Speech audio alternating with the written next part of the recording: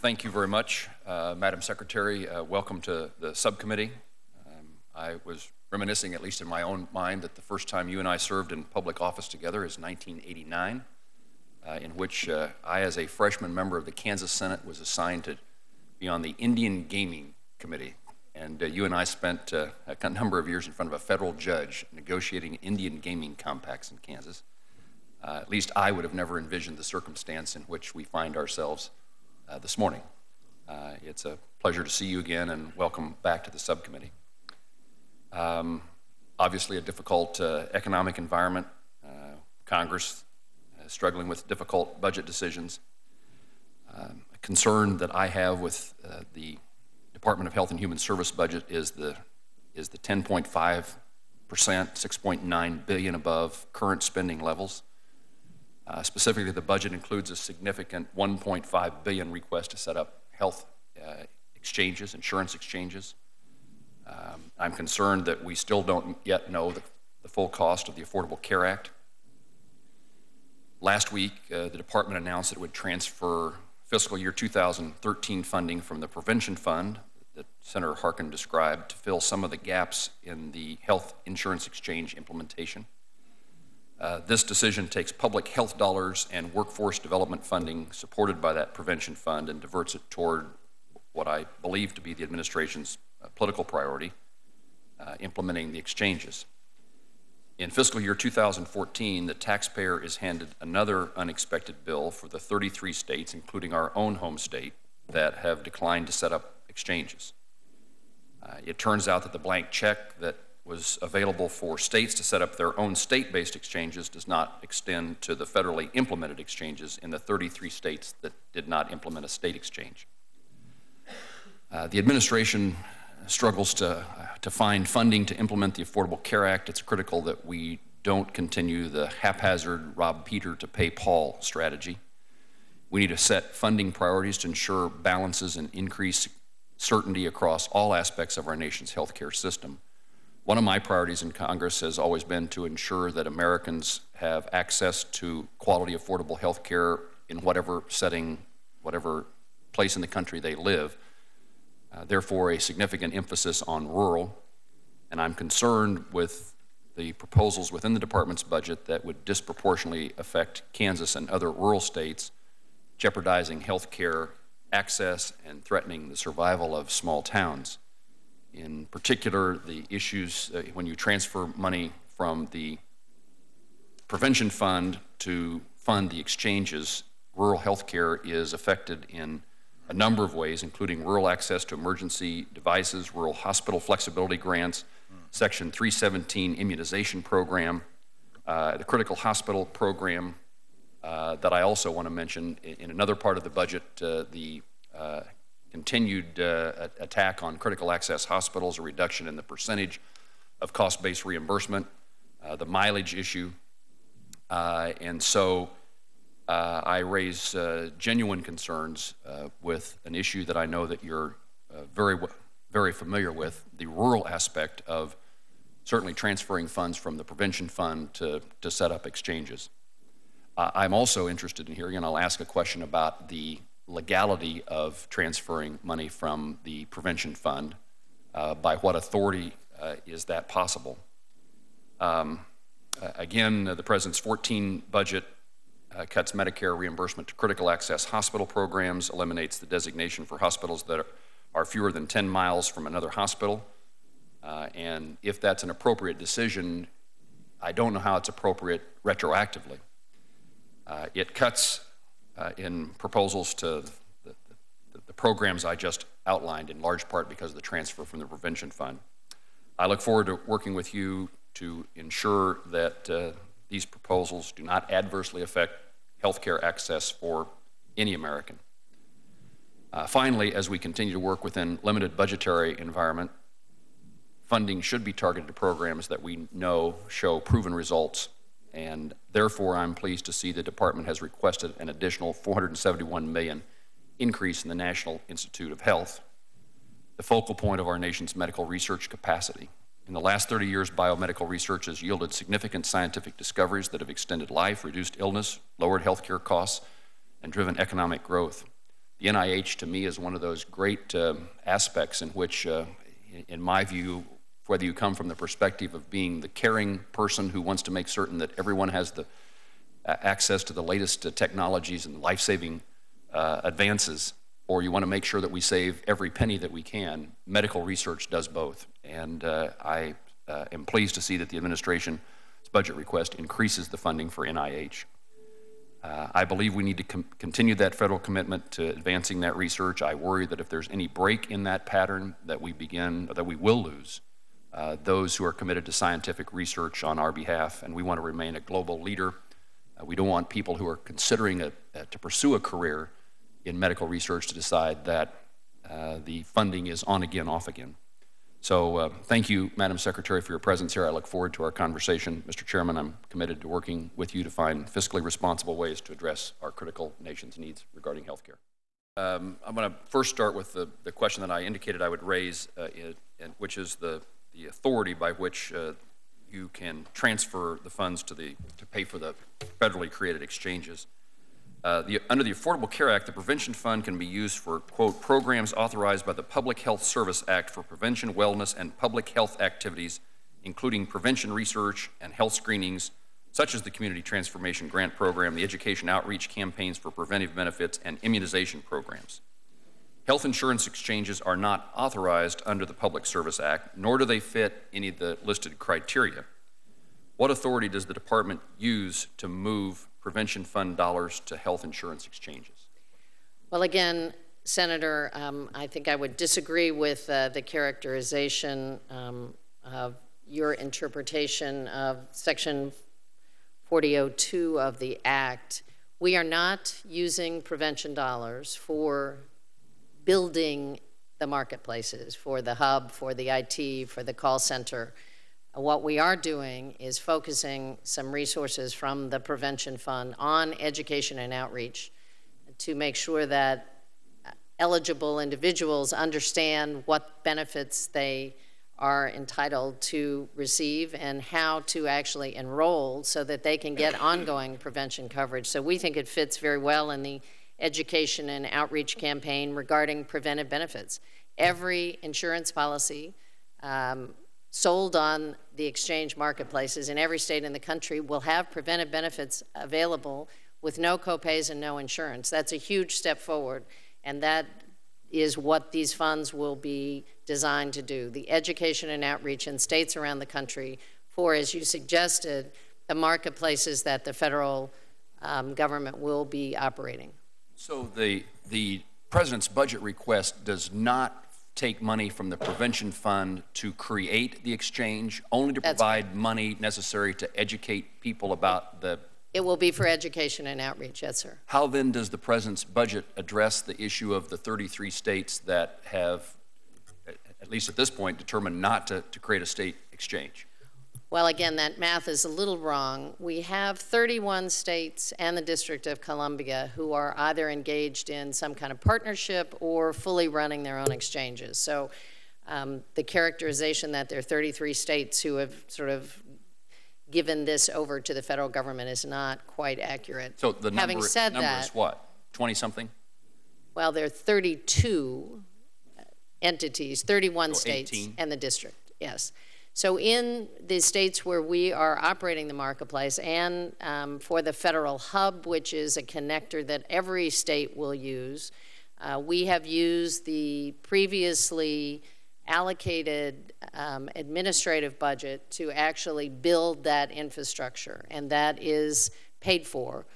We had $1 billion in original administrative costs dedicated to the exchange moving forward. States have additional funding sources if they're operating their own exchange that they can draw down.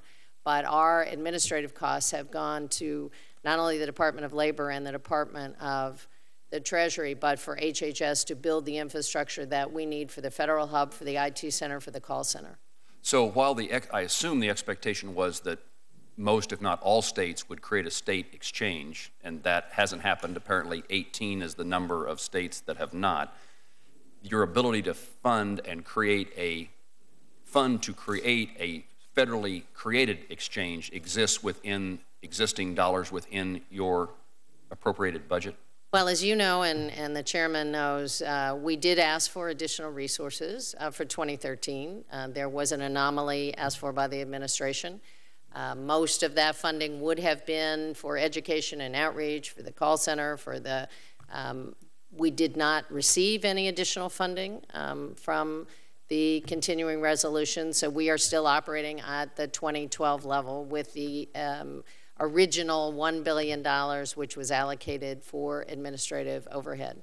What is the expected cost to create the federal exchanges to take the, instead of the state exchanges? Well, the budget before you requests an additional $1.5 billion. I think the good news is that when the Affordable Care Act was passed, the Congressional Budget Office suggested that the administrative overhead should be in the $10 billion range as they projected the costs out. We received $1 billion with the funding that came along with that law, and we are requesting at this point an additional $1.5 billion. My time's expired. I assume we'll have additional rounds. Thank you, Secretary. Madam Secretary, just a few follow-ups, and I want to try to ask them briefly and in hopes that I can get through 3 or 4 things in 5 minutes. Your response that the department, to my question, your response that the department requested $1.5 billion for exchanges was not answering the question I was asking. What is the dollars necessary for the federal government to pay for the federally created exchanges in states that did not create an exchange? So I think what you were telling me, it's $1.5 billion for exchanges generally, but what do you estimate the cost to be to solve the problem where states have decided not to create a not to create a state exchange? Well, again, Senator, it's some of the same. Part of what those dollars are for is for the setup and original operation of the federal hub, which is the data system that will verify income levels and provide the tax credit and enrollment information. And that will be for every state in the country, whether they're operating their own exchange or not. For the states where we are operating, at least from year one, parts or all of the exchange, some of those dollars are used for that. And the dollars that come from the federal government will be also begin to be replaced by user fees. So that in every state in the country, whether it's the federally operated market or a state-operated market, insurers who are providing plans on that marketplace will pay a fee, and those fees will make the market self-supporting. But I can get you a more detailed breakdown in writing. That'd be fine. We can follow up on this topic. I think what I'm asking is, what is the unexpected cost as a result of states not operating state exchanges? We always assume, Senator, that we would operate some exchanges. What we can tell you and try to get those numbers nailed down is what additional costs there are. But we were always going to have to build the hub. Okay. We were always going to build a portion of the infrastructure, and what the cost estimates have differed. We weren't ever sure as the deadlines passed how many states would be in or out, and now we finally know. In response to Senator Alexander's question, and I don't know that there's a question for you in this, but you indicated that you hope employers don't do what Senator Alexander was suggesting. I just would indicate to you that it seems to me, and Senator Bozeman pointed this out, it's a Washington Post article this morning in which the state of Washington is looking for ways to to have more part-time employees and get their employees out of the, get the state out of the requirement of providing insurance for them. But that's happening in the private sector as well. The interesting thing to me is it's now expanding to the public sector, state of Washington. But those conversations are occurring all the time. I mean, the anecdotes in Kansas of people who are either trying to get below 50 full-time equivalent employees or to have more of their employees be part-time is really prevalent. And again, anecdotes of a small business who's closing a couple of their businesses so that they fit that criteria, I think it's out there. I wanted to ask you about rural health care again. You are supportive of the President's budget request in reducing the 101% to 100% of cost-based reimbursement for critical access hospitals? That is our budget proposal, yes, sir. And you are supportive of the change in the mileage limitation from well, for the hospitals that have been granted a waiver and are less than 10 miles apart, you believe they should not receive the reimbursement as a critical access hospital? Yes, that is the proposal, again, that was made last year and this year. If you're a hospital that, we have a number of examples, many of which you're aware of. I think, well, I guess I won't put anybody on a list, but there are a number of critical access hospitals that would meet the criteria that you're now creating. And while I said in my opening remarks, I can see that being prospective, how do you take away the critical access hospital designation for both hospitals, which in my view means that neither succeed? And one of your, I can't remember who you were responding to, but you indicated in response to this issue, and maybe it was Senator Bozeman, was that they're already getting 100% of costs, but the reality is that not all costs are included in the calculation of costs. There's a definition of what costs are, and you get presumably 100% reimbursement of those costs, but they're not all costs of the hospital. At least according to the National Rural Health Care Association, 41% of all critical access hospitals are in the red now. There's less access to capital for small hospitals. They treat older, poorer, and sicker patients. And in addition to their specific and unique needs, they represent such a very small portion of any money spent on health care. So when you reduce the payments to critical access hospitals, it doesn't have a significant corresponding impact on the overall budget.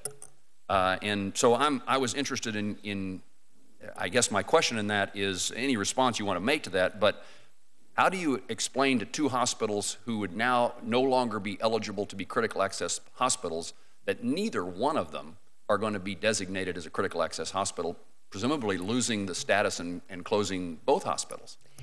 Senator, I will share with you that I had a similar conversation in a budget briefing the other day, and frankly, I would love to work with you on that aspect of this proposal to really drill down a little bit in terms of how it impacts people if they got a designation being 10 miles apart. How far away are they from the next critical access hospital, which is the typical is 35 miles. How did this, 10-mile structure occur? But I would love to continue that discussion. I would guess that as governor, you granted, in days gone by, governors got to grant exemptions to the 35 miles an hour. 35 miles, I would not be surprised by what you granted a number of those exemptions. That could be. That could be. I've run out of time. I just wanted I didn't know whether you ever had the opportunity to respond to Senator Baucus and the train wreck comment. Anything that you would respond to what was at least reported by Senator Baucus's description of implementation? Well, I think the senator was describing a situation where he felt far too few people were aware of the benefits that they were going to be entitled to receive, and there wasn't enough outreach and education going on, which I would agree is a challenge. And it's one of the reasons that, again, we made what is a very difficult decision to use some of the prevention funding when we were not given additional resources for education and outreach, use some of the prevention funding so that there will be now navigators on the ground in states around the country to begin to educate folks, community groups and others. We know that worked in Part D when Medicare expanded the program. In Part D, there was a series of steps taken that we're watching very closely. One of them was on the ground help and assistance. We did not have the funding in our budget. We did not get a 2013 budget, so we made a very tough choice. But I think that's what the senator was expressing, is that too few people know what's happening, and he's not sure that anybody will be able to enroll, and that's what we're trying to get out ahead of and address. Madam Secretary, thank you, and I look forward to working with you on critical access hospitals. We will try, as I heard Senator Shaheen say, that she'd like another round of questions. We have votes in about 15 minutes, and so if we can rapidly have one more round, Madam Secretary, we should conclude by noon. And I'm interested in doing that because I have a couple of questions. First of all, let me talk about immunization. The 317 immunization program, the budget recommends a $61.3 million reduction. The budget justification indicates that that's possible because immunizations will be covered for more people under private health care and under the Affordable Care Act, public insurance programs. I would point out to you, and you would know this as a Kansan, that that program, that immunization program, is more than just vaccines. That's our public health departments across our state and others. And I want to make certain that any reduction in that 317 program would not deter the quality and availability of the infrastructure in public health. That's certainly our intent, Senator. And then let me raise one or two more. Senator Bozeman, I'd like to just again accentuate what he said about the workload increase. The Office of Medicare Hearings and Appeals workload increased 247% from fiscal year 06 to 13. We've had an aging population, more Medicare recipients, but I am concerned, as Senator Bozeman indicated, he was more on the side of the Finance Committee, but I'm also concerned that this increase may be due to overzealous audits that are occurring through the Recovery Audit Program. And here's at least the facts that I've been told. Over half the cases that are sent to the Office of Medicare Hearings and Appeals are overturned, and the remaining 37% were overturned by the department, which suggests that there's lots of allegations, cases filed, they're appealed, and the hospital or provider is found not to be committing fraud or abuse. And the point I make, and perhaps it goes back to the critical access hospital issue, but to hospitals and other providers generally, we've got a lot of people in healthcare who are out there trying to figure out, we're spending time, money, and effort in regard to these audits that ultimately the provider is, in many instances, determined to be successful. We need to figure out how to have a threshold by which the case is not brought in the first place.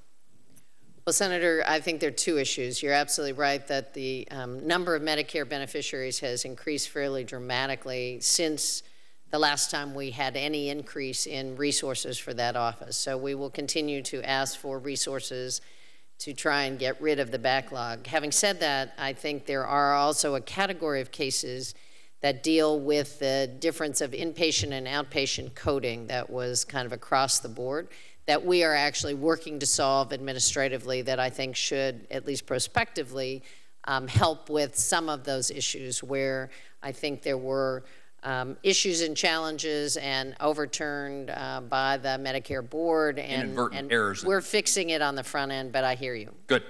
And finally, Secretary Duncan was before us last week, and we haven't spent any time. I think we've talked all about healthcare today, on the education, particularly the pre-kindergarten proposal that's in the budget.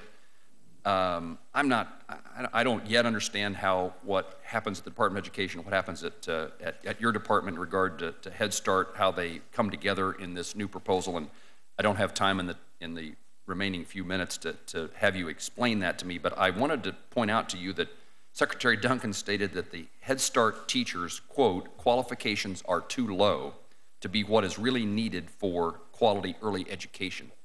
Can you discuss how pre-kindergarten programs would affect Head Start, and how we're making certain that we have quality programs at Head Start? Well, I think just in a snapshot, what the President is putting forth is a 10-year, I think, infrastructure that would actually be birth to 5. And the notion would be that the children under the age of 4 would be primarily in settings and programs more funded by HHS, child care settings, early Head Start, and that this anticipates 4-year-olds and 5-year-olds would be in pre-K and kindergarten, more under the umbrella of the Department of Education, expanding the access to pre-K and then working with states on full-day kindergarten. Would the programs under the Department of Education be administered by the local school district? Yes, and this is very much, I think the President has outlined very much a state-federal partnership where the funding would go to a state level who chooses to expand into universal access to pre-K.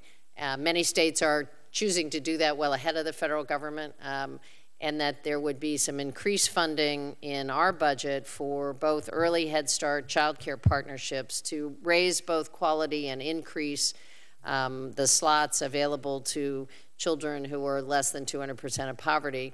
Also increasing the evidence-based home visitation program, which is proven to be a very effective early start to successful parenting, reducing violence, getting kids off to good language starts. So those are the pieces that are in our budget. The pieces in education really deal with 4- and 5-year-olds, and really in very much a state partnership. This wouldn't be triggered unless a state chose to actually take advantage of the partnership. Thank you. That was helpful. Senator Shaheen.